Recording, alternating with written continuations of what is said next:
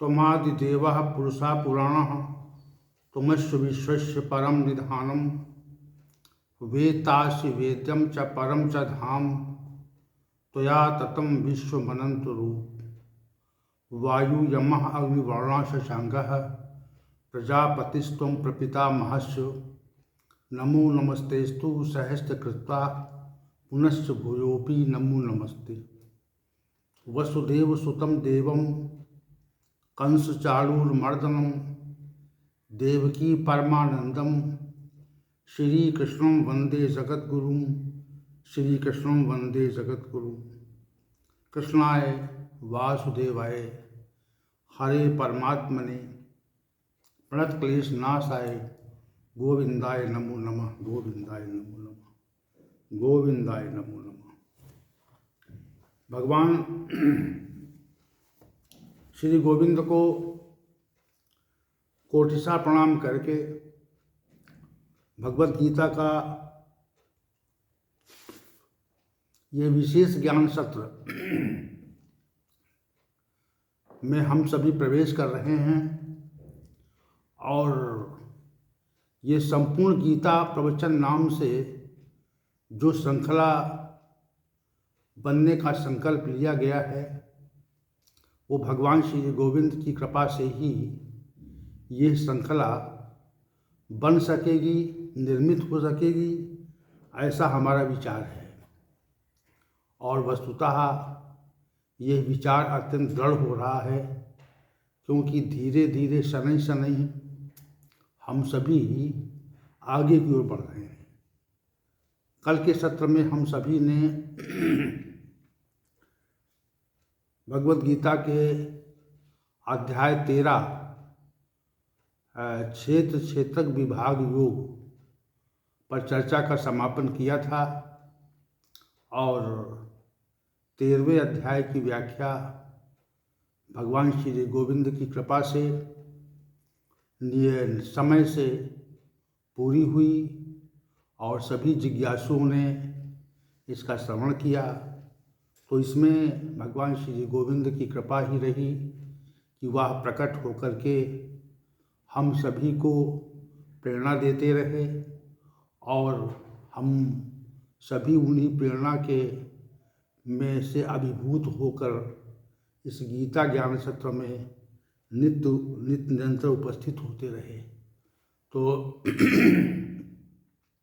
भगवान श्री गोविंद की कृपा से आज हम भगवत गीता के अध्याय संख्या 14 गुणत्रय विभाग योग पर चर्चा का आरंभ कर रहे हैं और उनकी कृपा रही तो शीघ्र ही गुणत्रय विभाग योग पर भी चर्चा का समापन होगा।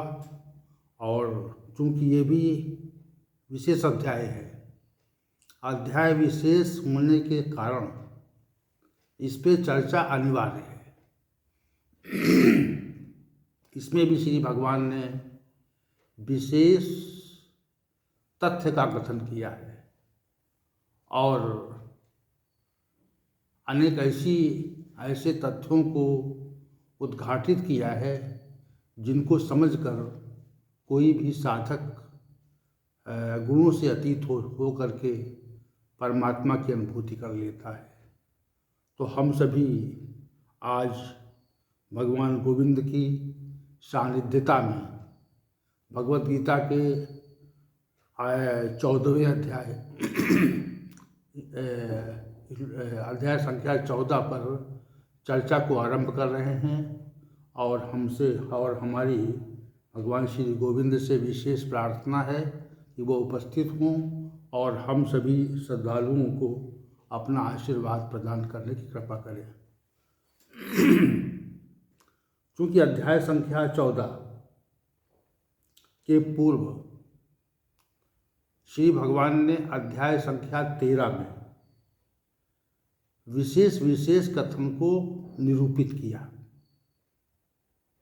और यदि आप उस पर एक दृष्टि डालेंगे तो आप ये जान सकेंगे कि श्री भगवान ने जिन जिन कथनों को उद्घाटित किया है वे श्लोक संख्या वो अध्याय संख्या 13 के विशिष्ट तथ्य हैं।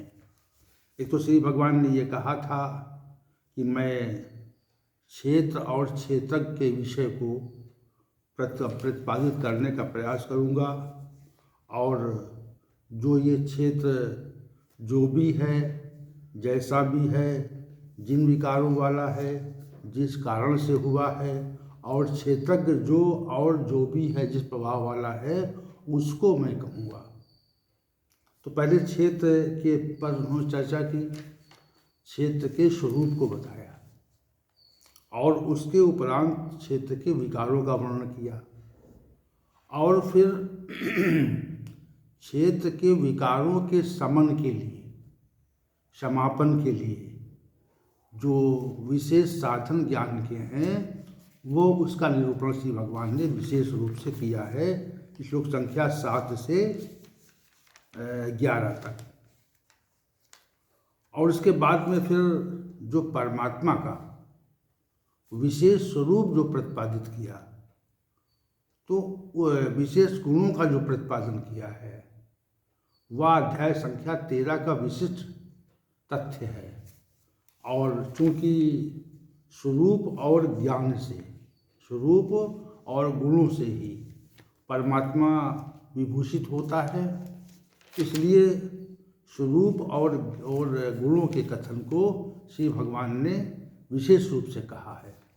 और अंततो गत्वा इस अध्याय के अंत में ये कह दिया कि जो क्षेत्र और क्षेत्रज्ञ के अंतर को जान जाते हैं और उसको कार्य सहित प्रकृति से मुक्त होने को समझ जाते हैं, ऐसे साधक ज्ञान नेत्रों के द्वारा तत्व को जान करके परमात्मा की अनुभूति कर लेते हैं। ये कहकर श्री भगवान ने इस 13वें अध्याय का पटक्षेप कर दिया। और इसके बाद में अब श्री भगवान ने अध्याय संख्या 14 को आरंभ किया। तो यहाँ पर जो विशेष बात थी, वह अध्याय 13 में परमात्मा की अनुभूति के विशेष प्रसंगों का वर्णन और उसका आत्यंतिक जो परिणाम है वह परमात्मा की अनुभूति ही है, ऐसा कथन करके 13वें अध्याय का पटक्षेप किया, समापन किया। अब जहाँ पे श्री भगवान पुनः जैसे कोई बात विशेष व्यक्ति बताता है तो उस तथ्य का वर्णन कर जाता है, पहली बात। और फिर उसके विचार में कोई ऐसी बात आती है कि हमने जो वर्णन किया है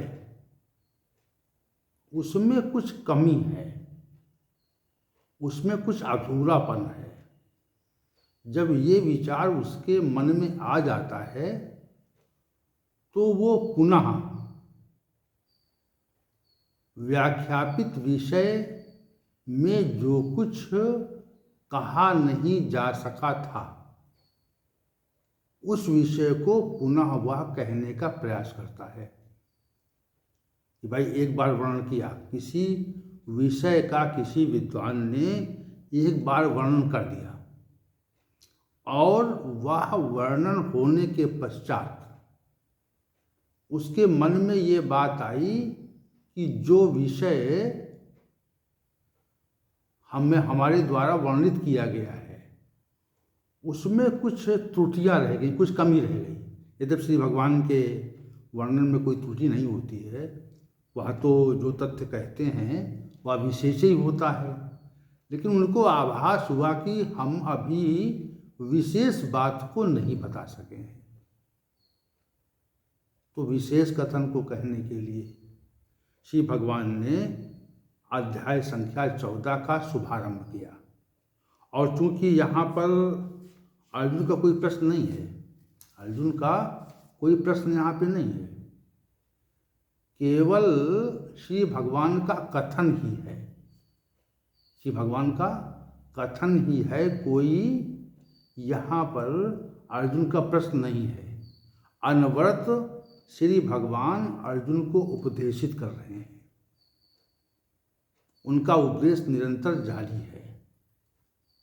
तो 13वां अध्याय जैसे समाप्त हुआ, परमात्मा की अनुभूति के कथन को कहकर, ते परम यान्ति कहकर श्री भगवान ने 14वां अध्याय तुरंत आरंभ कर दिया। अर्जुन को कोई अवसर नहीं दिया कि कोई प्रश्न कर सके। यदि कोई अवसर होता, कोई शंका संदेह अर्जुन के मन में उठी होती, तो अर्जुन प्रश्न करता और उसको प्रश्न करने का अवसर मिलता। परंतु यहाँ पर वैसी स्थिति नहीं है। यहाँ पर अर्जुन के द्वारा कोई प्रश्न नहीं किया जा सका और निरंतर ही ये कथन जो 13वें अध्याय के समापन के पश्चात कहा जा चुका था, उसी के क्रम में अब श्री भगवान आगे विशेष तथ्य को उद्घाटित करना चाह रहे हैं। इसी के कथन स्वरूप श्री भगवान ने 14वें अध्याय का प्रथम श्लोक कहा। श्री भगवान उवाच, परम भूयः प्रवक्ष्यामि ज्ञानानां ज्ञानमुत्तमम् यत् ज्ञात्वा मुनयः सर्वे परां सिद्धिम इतः गता। ये कहा श्री भगवान ने। तो श्लोक संख्या 1 में श्री भगवान ने ये कहा कि जो ज्ञानों में भी अत्यंत उत्कृष्ट श्रेणी का ज्ञान है, उस परम ज्ञान को मैं पुनः वर्णित करूँगा। भूया प्रवक्ष्यामि, पुनः वर्णित करूँगा। यत् ज्ञात्वा, जिसको जानकर सर्वे मुनया, संपूर्ण मुनिजन, जो इससे पूर्व मुनिजन थे, इतः पराम सिद्धिम गता, इस लोक से परम सिद्धि को प्राप्त हो गए हैं। अब इसका जो भावार्थ है वो सुनकर ही ऐसा स्पष्ट आभास होता है कि अब श्री भगवान कोई विशेष बात कहना चाह रहे हैं। पहले कहा है परम भूया प्रवक्ष्यामि, मैं पुनः कुछ परम ज्ञानानाम, परम ज्ञान को कहूँगा। कैसा ज्ञान है? जो ज्ञानों में भी अति उत्कृष्ट है, उत्तम श्रेणी का है। तो आज की चर्चा को हम श्लोक संख्या 1 के पूर्वार्ध पर केंद्रित करेंगे और श्री भगवान से कहेंगे कि इस श्लोक की व्याख्या का हमें इस शक्ति प्रदान करें। तो ज्ञानानाम ज्ञानम, ज्ञानों में भी अति विशिष्ट ज्ञान को, तो अब तक जो कहा गया था वह ज्ञान तो था, लेकिन उससे भी उत्कृष्ट ज्ञान का कथन श्री भगवान के द्वारा अब इस अध्याय में प्रकट किया जाना है। इस कारण श्री भगवान ने ये कहा ज्ञानानाम उत्तमम परम ज्ञानम, ज्ञानानाम उत्तमम परम ज्ञानम। देखिए, ज्ञानों में भी अति उत्तम, अति श्रेष्ठ, अति विशेष, अति उत्कृष्ट परम ज्ञान। अब इस पे जो कथन पे विचार करें आप, 4 पद हैं। ज्ञानानाम उत्तमम परम ज्ञानम, ज्ञानों में भी अति श्रेष्ठ परम ज्ञान को। अब ये इन शब्दों से अध्याय संख्या 14 में वर्णित तथ्यों की विशेषता को, विशेष ज्ञान को आप समझ सकते हैं। ठीक है ना। मतलब जो श्री भगवान का कथन है, ज्ञाना नाम उत्तमम परम ज्ञानम, ज्ञानों में भी अति विशिष्ट परम ज्ञान को भूया प्रवक्ष्यामि, पुनः मैं वर्णित करूंगा। तो श्री भगवान के इन शब्दों से ये तथ्य स्पष्ट होता है कि अब जो कथन है, अब जो श्री भगवान के द्वारा कहा जाना है 14वें अध्याय में, जिस तथ्य का निरूपण किया जाना है, वे तत्व विशेष हैं। वहाँ ज्ञानों में भी अतिश्रेष्ठ ज्ञान है, ये विशेष बात है। अब तक तो ज्ञान का निरूपण हो रहा था और उसका अंतिम लक्ष्य जो है वह परम जानती कह के, ते परम जानती, वे परब्रह्म को प्राप्त हो जाते हैं, ऐसा कथन कहा गया, किया गया। लेकिन अब जो बात कही जा रही है, अब श्री भगवान के द्वारा जो कहा जाना है,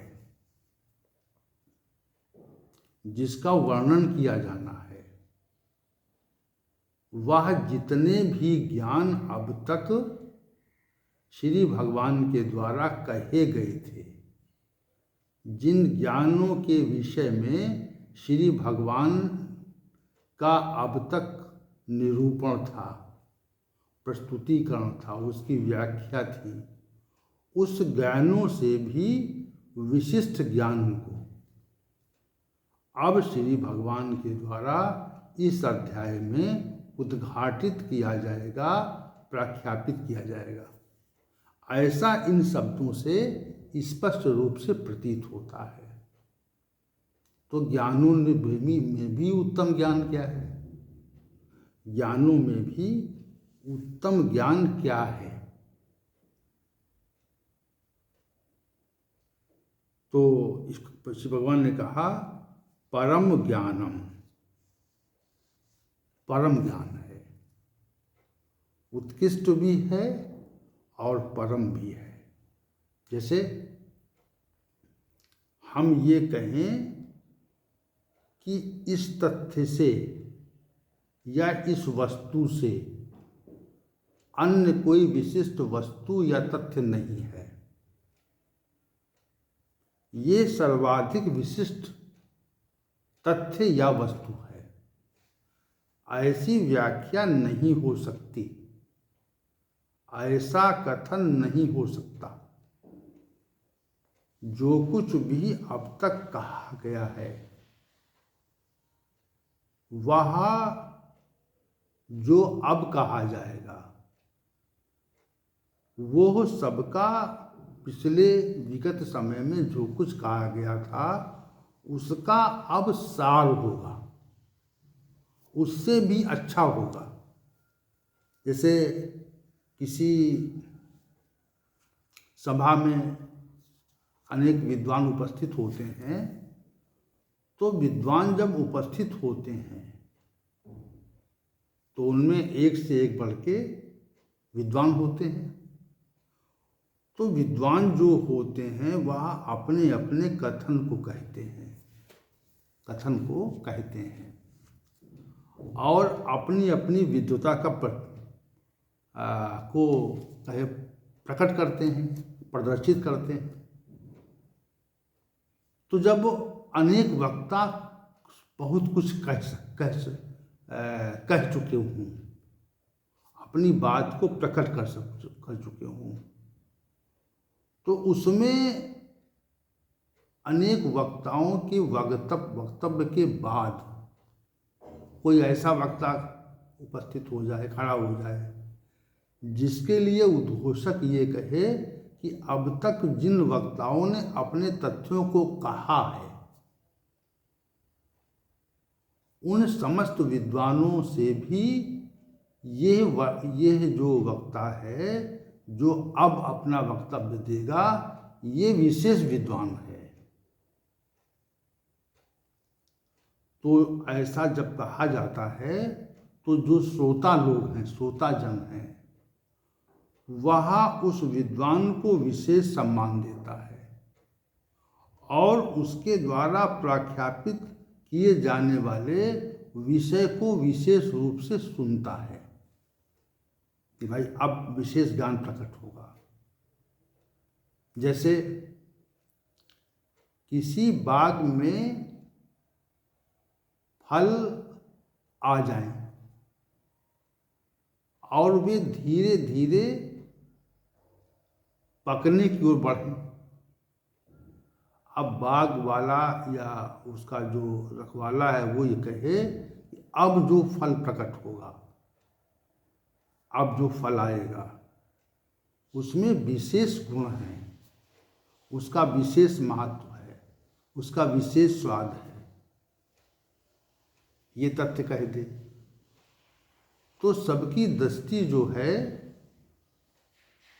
वह उस फल की ओर जाती है जो प्रकट होने वाला है। वैसा गुण किसी में नहीं है, ये कह दिया जाए। जो अब आने वाला है वैसा विद्वान अब तक नहीं था। जैसे भगवान वेदव्यास के बारे में ये कहा जाता है कि जो कुछ उन्होंने कह दिया तो उनके द्वारा ही किए गए कथन के अंदर ही समग्र प्रकार के वक्ता अपनी बात को कहते हैं। उनसे पृथक कोई भी वक्ता अपने तथ्य को निरूपित नहीं कर सकता। तो ये कहा गया कि जो कथन वर्तमान में हो रहा है वह भगवान वेदव्यास का उच्छिष्ट है, उनके द्वारा पूर्व में कहा जा चुका है। तो वो विशेष ज्ञान था। अब इसी विशेष बात को श्री भगवान यहाँ पर निरूपित करना चाह रहे हैं। जितना भी कुछ ज्ञान है, जितना भी कुछ ज्ञान है,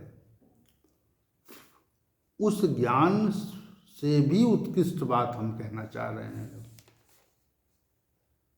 इसको आप सुनिए। तो अर्जुन फिर सावधान हो गया। तो उन्होंने कहा कि परम भूयः प्रवक्ष्यामि, मैं परम ज्ञान को कहूँगा जो ज्ञानों से, समस्त ज्ञानों से भी उत्तम उत्कृष्ट है। ज्ञानानाम उत्तमम। अब एक तो ज्ञानों में अति श्रेष्ठ है और दूसरा परम ज्ञान है। इसको श्री भगवान कहते हैं मैं अब कहूँगा, फिर कहूँगा। अभी तो हमने कहा था, अभी हमने इस तथ्य को निरूपित किया था। तो निरूपित जो किया गया था, जो कहा गया था, वह तो समग्रता से ज्ञान था ही, लेकिन अब जो निरूपित किया जाना है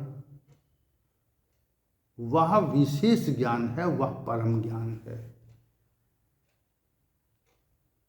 तो अध्याय संख्या 14 का जो विषय है वह इसी कथन से विशिष्ट हो जाता है।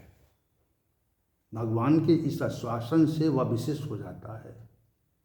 श्री भगवान तो ज्ञान के स्रोत हैं, वहाँ से ही ज्ञान प्रकट होता है, वहाँ पर ही स्थित रहता है और वहाँ पर ही ज्ञान का समापन हो जाता है। उनसे इतर कोई ज्ञान नहीं है। इस जगत में उनसे इतर कोई ज्ञान नहीं है। वे ही ज्ञान के स्वरूप हैं, ज्ञान पुंज हैं और ज्ञान का समुच्चय कहे जाते हैं। तो ऐसी सत्ता के द्वारा जो विशेष कथन है वह अब किया जाना है। इसलिए हम सभी श्रद्धालुओं को अध्याय संख्या 14 पर विशेष ध्यान देने की आवश्यकता है, क्योंकि समुद्र मंथन हो चुका और समुद्र मंथन होने पर अनेक रत्न निकले, प्रकट हुए। जो रत्न प्रकट हुए वे सभी विशेष हैं, वे सभी विशेष हैं, परंतु अब जो रत्न प्रकट होने वाला है वह पूर्व में प्रकट हुए रत्नों से अति विशिष्ट है। अब जो रत्न पहले प्रकट हुए थे समुद्र मंथन से, उन सबसे विशेष प्रकार का रत्न अब प्रकट होने वाला है। अब अमृत प्रकट होने वाला है, जिसको ग्रहण करके आप अमृत को प्राप्त हो जाएंगे।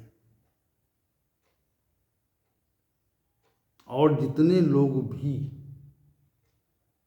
अब तक अमृत को प्राप्त हुए हैं, इसी उत्तम और विशिष्ट ज्ञान का श्रवण करके ही उसको ग्रहण करके मनन करके उसको आचरण में ला करके वे सब अमरता को प्राप्त हो गए हैं। तो ये जो श्लोक संख्या पहले का जो उत्तरार्ध भाग है वह ये संकेत करता है कि ये जो अध्याय 14 के 27 श्लोक हैं, अध्याय 14 में 27 श्लोक हैं, तो जो श्लोक 27 हैं वह विशेष हैं और समग्र ज्ञान का सार हैं, तत्व हैं। ज्ञान तो अब तक श्री भगवान के द्वारा विशेषता से प्रतिपादित ही किया गया है, लेकिन अब जो प्रतिपादन है उस प्रतिपादन की श्री भगवान प्रतिज्ञा लेते हैं कि मैं अब जो कहूँगा वह विशेष होगा, वह ज्ञानों में भी अति विशिष्ट ज्ञान, परम ज्ञान होगा। ऐसा श्री भगवान का यहाँ पर कथन है। तो परम ज्ञान के श्रवण के लिए परम सक्षमता की आवश्यकता होती